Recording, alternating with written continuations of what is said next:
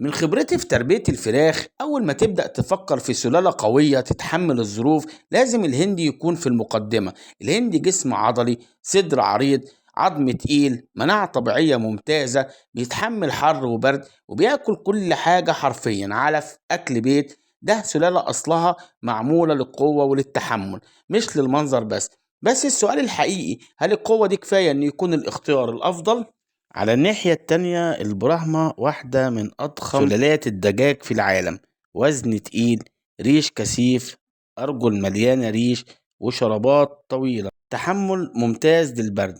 هي مش سلالة شراسة، لكنها سلالة إنتاج للحوم وللبيض اللي هو بحجم كبير. يعني احنا قدام مدرستين مختلفين تماما. لو بتدور على القوة والتحمل الهندي يكسب، لو بتدور على الحجم والإنتاج البراهما هو اللي يكسب. خلينا نحلل الهندي علميا. أولا البنية الجسدية للهندي، هو عنده كثافة عضلية أعلى مقارنة بسلالات كتير، وده بيخليه قوي في الحركة وفي التحمل. لكن الكثافة العضلية دي بتحتاج لاستهلاك أكل كتير.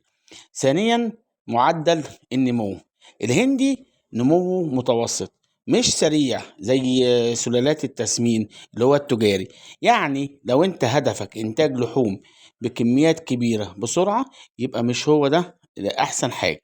ثالثا انتاج البيض للهندي متوسط، اقل من السلالات المتخصصة. البيضة حجمها متوسط وعددها سنويا محدود مقارنة بسلالات البيض. رابعا المناعة، الهندي معروف بصلابته وبصلابة مناعته، خصوصا في التربية، لأنه بيترمي على السطح أو في الأرياف، خصوصا لو التغذية متوازنة، وكمان يقدر يتحمل تقلبات الجو بشكل ممتاز. خامسا السلوك، الهندي ممكن يكون طبعه حاد أحيانا، خصوصا في الذكور، فلازم مساحة التربية تكون مناسبة جدا ليه عشان نتجنب المشاكل بتاعته. الخلاصة الهندي قوي صلب، بيتحمل التقلبات الجوية، تغيير الطقس، البرد الشديد، الحر الشديد، ولكن إنتاجه مش هو أفضل حاجة زي سلالات تانية غيره.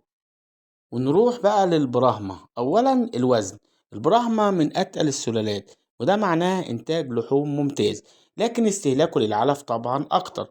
ثانيا بيض البراهما كبير الحجم نسبيا، وإنتاجه مستقر على مدار السنة، خصوصا في الجو البارد. ثالثا طبعه هادي جدا، مناسب للتربية المنزلية والمزارع الصغيرة. رابعا المناخ، بيتحمل البرد بكفاءة، وده بسبب الريش الكثيف اللي عنده ومغطيه كله، بس مش بيحتاج تهوية كويسة جدا في الحر. يعني نقول البراهما سلالة إنتاجية متوازنة، مش سلالة قتالية زي الهند. وفي الآخر الاختيار مش مين أقوى، الاختيار حسب هدفك إيه. لو عايز قوة وتحمل الهند اختيار ممتاز، لو عايز حجم وإنتاج وهدوء يبقى البراهما يتفوق. اكتب لي في التعليقات أنت تختار مين وليه، واشترك في القناة علشان تشوف المقارنة الأقوى اللي جاية. وكل عام وانتم بخير بمناسبة رمضان، عادها الله عليكم بالخير واليمن والبركات. سلام عليكم.